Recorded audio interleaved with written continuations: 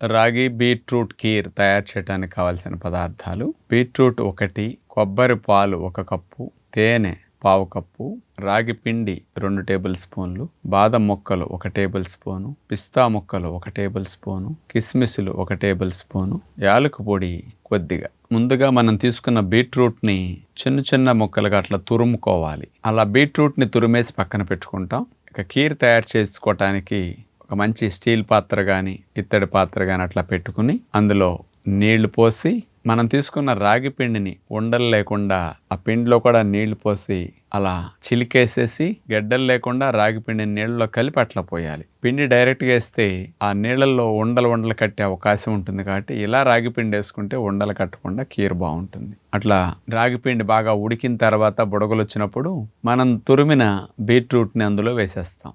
రాగి పిండి చిక్కగా అవుతుంది కాబట్టి అట్లా చిలికేయాలి, బాగా కలిపేయాలి. బాగా కలవనిచ్చిన తర్వాత మంట పెట్టేసి అట్లా మనం కదుపుకుంటూ అందులో పిస్తా ముక్కలు, బాదం పప్పు ముక్కలు, కిస్మిస్లు, యాలకు పొడి వీటన్నిటిని వేసేసి ఆ కీర్ కాస్త దగ్గరకు అయ్యే వరకు అట్లా ఉడకనివ్వాలి. తర్వాత దింపి చల్లారిన తర్వాత అందులో తీపి కొరకు మనం ఆ కీర్లో తేనె కలుపుతాం.